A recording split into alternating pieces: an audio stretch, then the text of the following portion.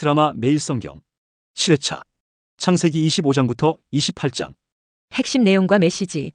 아브라함의 마지막 생애와 이삭의 삶, 그리고 야곱의 이야기는 하나님의 언약이 세대를 걸쳐 이어지는 과정을 보여줍니다. 아브라함은 175세의 나이로 죽기 전 모든 재산을 이삭에게 주었고, 이삭은 우물 분쟁 속에서도 평화를 추구하며 하나님의 축복을 받았습니다. 야곱은 비록 속임수로 형의 축복을 가로챘지만 베델에서의 경험을 통해 하나님과 직접적인 만남을 갖게 됩니다. 이 이야기들의 핵심 메시지는 인간의 부족함에도 불구하고 하나님의 신실하신 약속이 변함없이 이어진다는 것입니다. 특히 야곱의 이야기는 하나님께서 부족한 인간을 택하시고 변화시켜 사용하신다는 것을 보여줍니다. 25장. 아브라함의 유산. 사라가 세상을 떠난 지 수년. 아브라함의 텐트는 너무 조용했다. 137세의 노인에게 고독은 무거운 짐이었다. 그러던 어느 날 그는 그두라라는 여인을 새로운 아내로 맞이했다. 주변 사람들은 그의 선택을 의아하게 바라보았지만 아브라함의 눈빛은 여전히 젊었다. 하나님께서 새로운 생명을 주시는군요. 그두라가 첫 아들을 낳았을 때 아브라함은 미소를 지었다. 시므란, 욕산, 무단, 미디안, 이스박, 수아. 6 아들이 차례로 태어났다. 그들은 마치 봄날의 새싹처럼 무럭무럭 자랐다. 특히 욕산의 아들들인 스바와 드단은 일찍부터 뛰어난 지도력을 보였다. 드단의 자손들은 후에 아수르족, 르두시족, 르움미족이라는 강력한 부족을 이루게 될 운명이었다. 미디안의 5 아들 에바, 에벨, 한옥, 아비다, 엘다도 각자의 영토를 다스리는 지도자가 되었다. 그들은 동방의 광활한 사막을 무대로 활발한 교역을 펼쳤다. 그러나 아브라함의 마음속에는 항상 이삭이 자리 잡고 있었다. 하나님과의 약속, 그 언약의 자녀였기 때문이다. 내 모든 재산은 이삭에게 돌아갈 것이다. 아브라함이 175세가 되었을 때 그는 마지막 유언을 남겼다. 하지만 다른 아들들에게도 충분한 재물을 주어 동쪽으로 보내라. 그들이 자신만의 길을 개척하게 하자. 이 결정은 현명했다. 그두라의 아들들은 동쪽에서 번성했고 이스마엘의 자손들은 하윌라에서 술까지 이집트 동쪽 지역에 퍼져 살았다. 비록 그들이 나중에 아브라함의 다른 자손들과 적대 관계를 가지게 되었지만 그것은 먼 훗날의 이야기였다. 아브라함이 마지막 숨을 거두었을 때 이삭과 이스마엘이 함께 나타났다. 두 이복 형제는 아버지를 막벨라 굴에 안장했다. 그곳은 아브라함이 사라를 위해 햇사람들에게서 산 땅이었다. 이제 믿음의 부부는 영원히 함께 잠들게 되었다. 한편 이삭의 이야기는 또 다른 국면을 맞이했다. 40세에 리브가와 결혼한 그는 아이가 없어 20년을 기다려야 했다. 하나님께 간절히 기도했을 때 마침내 리브가는 임신을 하게 되었다. 그러나 기쁨도 잠시, 태중의 아이들이 서로 싸우기 시작했다. 왜 이렇게 고통스러운가요? 리브가가 여호와께 물었다. 내 뱃속에는 두 민족이 있다. 형이 동생을 섬기게 되리라. 신비로운 예언이었다. 해산의 날 놀라운 광경이 펼쳐졌다. 먼저 나온 아이는 온몸이 붉은 털로 덮여 있었다. 사람들은 그를 에서라 불렀다.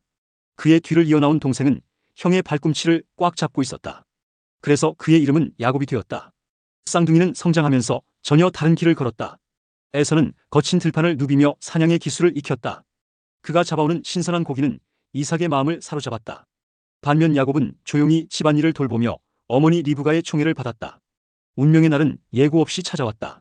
사냥에서 돌아온 에서는 극도로 피곤하고 배고팠다. 야곱이 끓이고 있던 팥죽 냄새가 그의 이성을 마비시켰다. 제발 그 붉은 죽 좀 줘. 에서가 애원했다. 야곱의 눈이 번뜩였다. 형님의 장자권과 바꿀까요? 배고픈데 장자권이 무슨 소용이야? 순간의 선택이 영원한 운명을 바꾸었다. 한 그릇의 팥죽으로 장자권이 바뀐 것이다.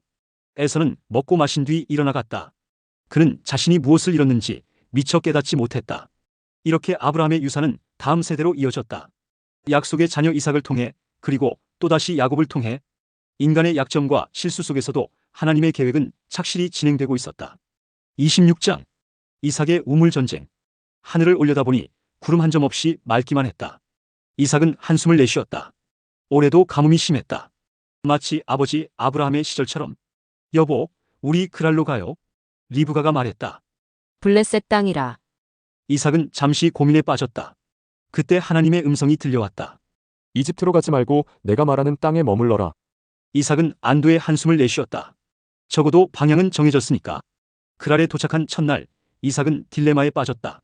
리브가가 너무 아름다웠기 때문이다. 여보, 미안하지만 당신을 누이라고 해야겠어요. 또요? 아버님도 그러셨다면서요? 블레셋 사람들이 당신을 데려가려고 나를 죽일지도 몰라요. 리브가는 한숨을 쉬며 고개를 끄덕였다. 아브라함과 사라의 이야기를 들어본 터라 이런 상황이 익숙했다. 그러나 운명이란 참 묘했다. 어느 날 창가에서 리브가를 껴안고 있던 이삭의 모습을 아비멜렉 왕이 목격한 것이다. 이봐요, 이삭 씨. 아비멜렉이 호통을 쳤다. 누이라며? 아까 보니까 부부 사이던데.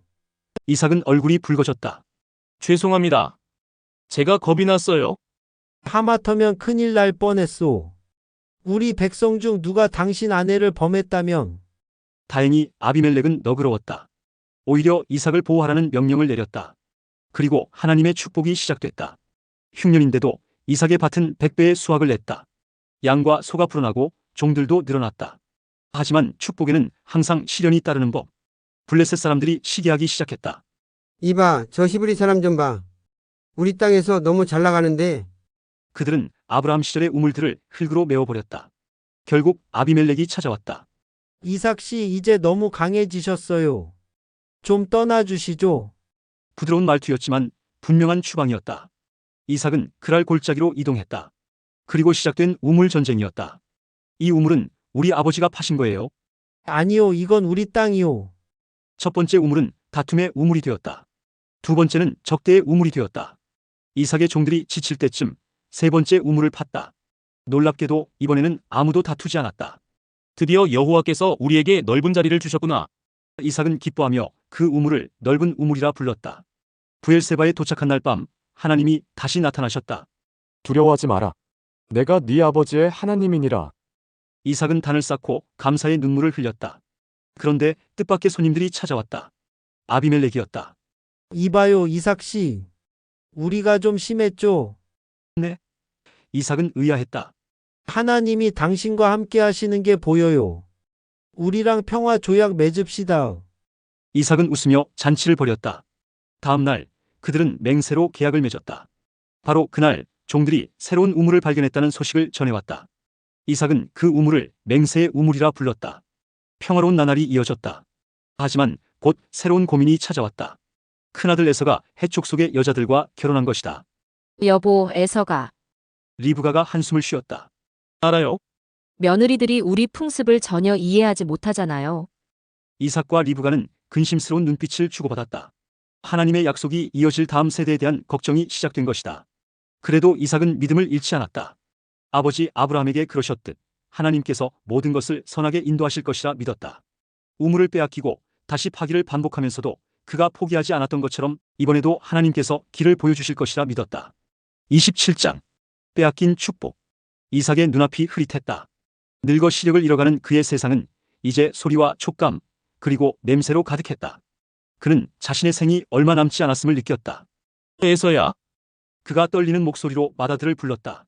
예, 아버지. 거친 사냥꾼의 목소리가 대답했다.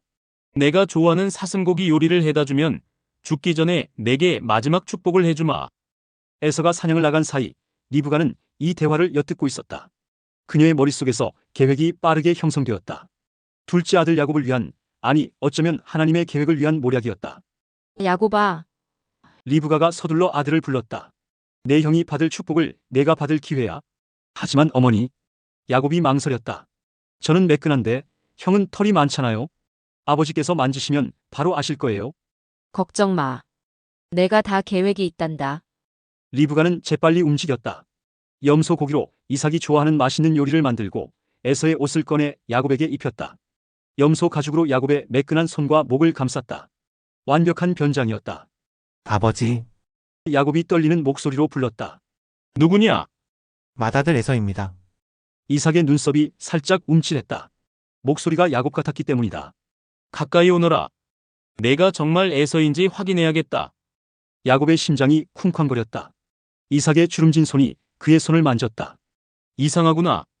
목소리는 야곱인데 손은 에서의 손이야. 야곱은 숨을 죽였다. 그의 등줄기로 식은땀이 흘러내렸다. 정말 내 아들 에서가 맞느냐? 그렇습니다, 아버지. 마침내 이삭은 음식을 먹고 야곱에게 입을 맞추었다. 에서의 옷에서 들판의 향기가 났다. 내 아들의 냄새는 여호와께서 축복하신 들판의 향기로구나. 그리고 축복이 시작되었다. 하늘의 이슬과 땅의 기름짐, 풍성한 곡식과 포도주, 민족들의 섬김과 형제들의 굴복. 모든 축복이 야곱에게 부어졌다. 얼마 지나지 않아 에서가 사냥에서 돌아왔다. 아버지, 제가 잡아온 고기로 만든 요리입니다. 이삭의 얼굴이 창백해졌다. 그의 몸이 부들부들 떨렸다. 그렇다면 아까 온자는 누구였단 말이냐? 에서의 울부짖음이 온 집안을 뒤흔들었다. 아버지, 저를 위한 축복도 남겨두지 않으셨습니까? 내 동생이 너의 복을 빼앗아갔구나. 야곱이라는 이름이 정말 맞습니다. 에서가 비통하게 외쳤다. 2번이나 저를 속였습니다. 먼저는 장자권을, 이제는 축복을. 이삭은 한숨을 쉬었다. 그가 할 수 있는 것이라곤 에서에게 검과 자유를 약속하는 것뿐이었다. 칼을 들고 살되 언젠가는 동생의 멍에에서 벗어나리라는 예언. 에서의 분노는 사리로 변했다. 아버지가 돌아가시면 반드시 야곱을 죽이겠다. 이 말을 들은 리브가는 서둘러 야곱을 불렀다. 하란으로 가거라. 내 외삼촌 라반에게로. 형의 분노가 풀릴 때까지. 그녀는 이삭에게 가서 진실은 숨긴 채 해촉 속 며느리들 때문에 괴롭다며 한숨 지었다. 만약 야곱마저 이 땅의 여자와 결혼한다면 제가 어찌 살겠습니까? 그렇게 야곱은 떠나야 했다. 훔친 축복을 안고 형의 분노를 피해 머나먼 하란으로. 그의 도망은 시작되었지만 하나님의 계획은 이제 막 펼쳐지려 하고 있었다. 28장. 하늘로 향한 사다리. 석양이 부엘세바의 지평선을 붉게 물들이던 날 야곱은 마지막으로 고향을 돌아보았다. 이삭의 축복의 말이 아직도 그의 귓가에 맴돌았다. 가나안 여자와는 결혼하지 말거라. 내 외삼촌 라반의 딸들 중에서 아내를 맞이하여라. 아버지의 목소리에는 단순한 명령이 아닌 깊은 약속이 담겨 있었다. 전능하신 하나님이 너를 축복하사 내 자손이 여러 민족을 이루게 하실 것이다. 그러나 지금 야곱의 마음은 무거웠다. 그는 도망자였다. 형 에서의 분노를 피해 낯선 땅으로 향하는 망명자. 장자권과 축복을 훔친 대가는 고향을 등져야 하는 것이었다. 한편 에서는 자신의 방식대로 부모의 마음을 돌리려 했다. 이스마엘의 딸 마할락과 결혼한 것이다. 아브라함의 혈통이니 이삭이 좋아하지 않을 수 없으리라 생각했다. 하지만 때는 이미 늦었다. 해가 저물자 야곱은 길가에 멈춰섰다. 돌 하나를 베개 삼아 누웠다. 차가운 돌은 그의 죄책감만큼이나 불편했다. 별들이 하늘에서 반짝이기 시작했다. 그리고 꿈이 찾아왔다. 땅에서 하늘까지 닿은 거대한 사다리가 나타났다. 그 위로 하나님의 천사들이 오르내리고 있었다. 그 광경은 너무나 압도적이어서 야곱의 숨이 멎는 것 같았다. 그때 목소리가 들려왔다. 나는 네 할아버지 아브라함의 하나님이며 네 아버지 이삭의 하나님이다. 야곱은 떨었다. 자신 같은 속이는 자에게 하나님이 나타나시다니. 네가 누워있는 이 땅을 내가 너와 내 자손에게 주리라. 내 자손이 땅에 티끌같이 많아질 것이며 동서남북으로 퍼져나갈 것이다. 너로 인해 땅의 모든 족속이 복을 받으리라. 그리고 가장 놀라운 약속이 이어졌다. 내가 너와 함께 있어 네가 어디로 가든지 너를 지키며 너를 이 땅으로 다시 돌아오게 하리라. 내가 약속한 것을 이루기까지 너를 떠나지 아니하리라. 야곱은 식은땀을 흘리며 깨어났다. 밤 공기가 차가웠지만 그의 가슴은 뜨거웠다. 여호와께서 여기 계셨다니. 이곳이 바로 하나님의 집이요 하늘의 문이로구나. 동이 트자 야곱은 베개로 썼던 돌을 세워 기념비를 만들었다. 기름을 그 위에 부으며 그는 처음으로 진심 어린 기도를 드렸다. 하나님, 만일 제가 가는 길에 저와 함께 하시고 먹을 것과 입을 것을 주시며 평안히 아버지 집으로 돌아오게 하신다면 당신이 나의 하나님이 되실 것입니다. 이 돌은 하나님의 집이 될 것이고 제가 가진 모든 것의 10분의 1을 드리겠습니다. 그는 그곳을 하나님의 집이란 뜻의 베델이라 불렀다. 속이는 자 야곱의 인생에 새로운 장이 시작되는 순간이었다. 이제 그는 단순한 도망자가 아니었다. 하나님의 약속을 품은 순례자였다. 크유엔드어 25장. 아브라함의 후기와 이삭의 가정.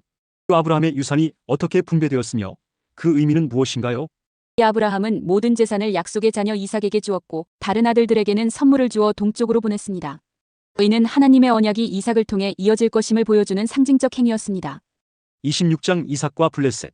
이삭이 그랄에서 겪은 우물 분쟁과 그의 대응이 주는 교훈은 무엇인가요? 이삭은 블레셋 사람들이 우물을 빼앗을 때마다 새로운 우물을 팠고 결국 르호봇 넓은 곳에서 평화를 얻었습니다. 이는 보복 대신 평화를 선택하고 하나님을 신뢰할 때 더 큰 축복이 온다는 것을 보여줍니다. 27장. 야곱이 축복을 가로챈. 야곱이 아버지 이삭의 축복을 가로챈 사건이 보여주는 가족 갈등의 본질은 무엇인가요? 이 사건은 부모의 편애, 즉 이삭은 에서를, 리브가는 야곱을 속임수를 통한 목적 달성, 그리고 그로 인한 가족의 분열을 보여줍니다. 의는 인간적인 방법으로 하나님의 약속을 이루려 할 때 발생하는 문제를 드러냅니다. 28장 야곱의 베델 경험. 도망자 야곱이 베델에서 경험한 하나님의 현현이 갖는 의미는 무엇인가요?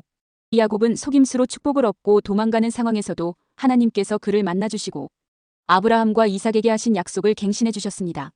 의는 하나님의 선택과 은혜가 인간의 공로나 도덕성에 기반하지 않음을 보여줍니다. 드라마 매일 성경 7회차. 바이벌 앤드 가스펄.